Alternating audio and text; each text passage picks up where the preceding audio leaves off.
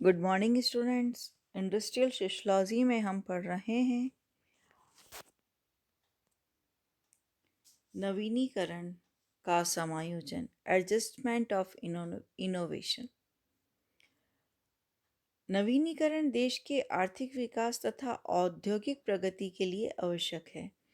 इसे अपनाने पर देश के उद्योगों का विकास तीव्रता से होता है, लेकिन भारत जैसे देश की सामाजिक एवं आर्थिक व्यवस्था में इसे अपनाने के मार्ग में विभिन्न प्रकार की बाधाएं एवं समस्याएं देखने को मिलती हैं। तो अतः देश के उद्योगों में नवीनीकरण करने हेतु हमें निम्नलिखित सुझाव अपनाए जाने चाहिए। इसमें पहला है कि रोजगार पर पड़ने वाले प्रभाव को वास्तविक रूप में समझा जाए। यानी नवीनीकरण को उद्योगों में अपनाने से अल्पकाल में तो बेरोजगारी अवश्य बढ़ती है। मशीनों एवं स्वचालित यंत्रों के प्रयोग से मानवीय श्रम की मांग कम होती है तथा प्रारंभ में बेरोजगारी बढ़ना स्वाभाविक होता है। लेकिन यह स्थिति अस्थायी होती है तथा दीर्घकाल में बेरोजगारी बढ़ने के स्थान पर रोजगार के अवसर बढ़ते हैं। तो इसलिए आवश्यक है कि नवीनीकरण के प्रभाव को रोजगार की दृष्टि में सही रूप से समझा जाए। केवल अल्पकाल की अस्थायी समस्या के कारण इसका त्याग नहीं किया जाना चाहिए। औद्योगिक दृष्टि से अत्यधिक विकसित देशों में बेरोजगारी की स्थिति को देखने को तो बहुत कम मिलती है, लेकिन जो देश अभी तक परंपरागत विधियों को अपना रहे हैं उनमें बेरोजगारी बहुत ज़्यादा है। तो तो ये आवश्यकता इस बात की है कि श्रमिक वर्ग इस बात को समझते हुए तथा भविष्य में रोजगार के अवसर को बढ़ाने की दृष्टि से इन्हें अपनाने में पूरा पूरा सहयोग देना चाहिए। नेक्स्ट है बेरोजगारी दूर करने के प्रयासों को प्राथमिकता देना। नवीनीकरण को अपनाने से प्रारंभ में तो बेरोजगारी फैलने की संभावना रहती है। अतः यह आवश्यक है कि बेरोजगार होने वाले श्रमिकों के लिए पहले से ही अन्य कार्यों में रोजगार देने की व्यवस्था कर देनी चाहिए। उसी उपक्रम में या कोई ना कोई नई इकाई लगाकर रोजगार की सुरक्षा देनी चाहिए। इससे श्रमिकों का प्रारंभिक दशा में विरोध जो किया जाता था वह नहीं किया जाएगा। नेक्स्ट है श्रमिकों का सहयोग लिया जाए। नवीनीकरण अपनाने के पूर्व श्रमिक वर्ग का पूर्ण सहयोग प्राप्त किया जाना चाहिए। इस संबंध में विश्व आर्थिक सम्मेलन 1972 में निम्नलिखित सुझाव दिए गए थे। पहला था कि बेकार होने वाले श्रमिक की पहले से व्यवस्था की जाए। नेक्स्ट था कि श्रमिक के प्रशिक्षण, मार्गदर्शन, कार्य तथा विश्राम के घंटों की समुचित व्यवस्था की जाए। नेक्स्ट था कि श्रमिक वर्ग के हितों की रक्षा के लिए समुचित प्रयत्न किया जाना चाहिए। नेक्स्ट है नवीनीकरण को धीरे धीरे अपनाया जाए। भारत की सामाजिक एवं आर्थिक स्थिति को देखते हुए इन्हें एक साथ तेजी से नहीं अपनाना चाहिए, बल्कि स्थिति के अनुसार धीरे धीरे अपनाना चाहिए। नेक्स्ट है प्रशिक्षण की समुचित व्यवस्था। नवीनीकरण अपनाने के लिए नवीन मशीनों के उत्पादन के लिए प्रयोग किया जाता है जिनमें श्रमिक प्रशिक्षित नहीं होते, अतः वे उसका विरोध करते हैं। अतः यह आवश्यक है कि जब भी नवीन मशीनों को लगाया जाए उनके संचालन हेतु श्रमिकों को भली भांति से प्रशिक्षित किया जाए।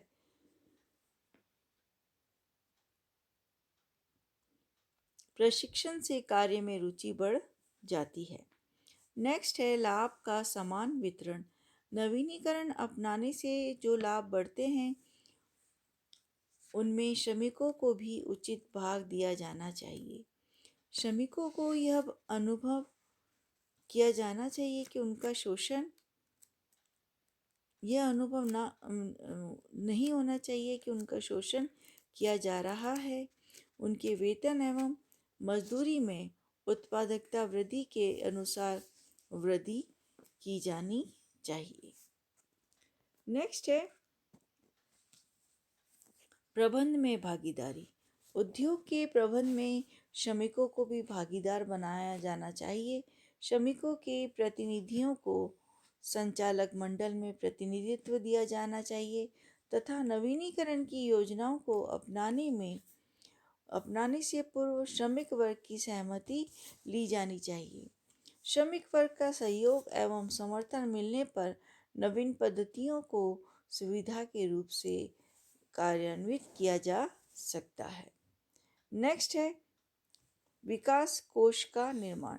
नवीनीकरण के लिए वित्त की आवश्यकता होती है, अतः औद्योगिक उपकरणों में एक विकास कोष का निर्माण किया जाना चाहिए जिससे उद्योग के पास अपने स्वयं के साधनों से अतिरिक्त पूंजी की मांग पूरी की जा सके। नेक्स्ट है वित्तीय प्रबंध। देश के बैंक तथा अन्य वित्तीय संस्थाओं को नवीनीकरण की योजनाओं को क्रियान्वित करने के लिए उचित शर्तों पर धन उधार देना चाहिए। इस कार्य से में देश के केंद्रीय बैंक तथा सरकार को सहयोग देना चाहिए। भारत में औद्योगिक वित्त प्रबंध के लिए अनेक वित्तीय संस्थाओं को स्थापित किया जाना चाहिए। फिर नेक्स्ट है अनुसंधान कार्य को प्रोत्साहन। नवीनीकरण के संदर्भ में भारत के विभिन्न दृष्टियां विदेशों पर आश्रित है। यह आवश्यक है कि देश में ही अनुसंधान कार्यों को अधिक प्रोत्साहन दिया जाए जिससे विदेशी निर्भरता कम हो जाए। नेक्स्ट है कंप्यूटरों का सीमित उपयोग। कंप्यूटर का सीमित मात्रा में प्रयोग किया जाना चाहिए। राष्ट्रीय श्रम आयोग ने इस संबंध में कहा है कि हम इस बात की सिफारिश करते हैं कि चुने हुए सीमित आधार पर कंप्यूटरीकरण का स्वीकार किया जाना चाहिए। नीति का उद्देश्य यह होना चाहिए कि जैसे जैसे अर्थव्यवस्था समग्र रूप से क्रमशः उच्चतर टेक्नोलॉजी की ओर बढ़े वैसे वैसे रोजगारों में भी वृद्धि हो।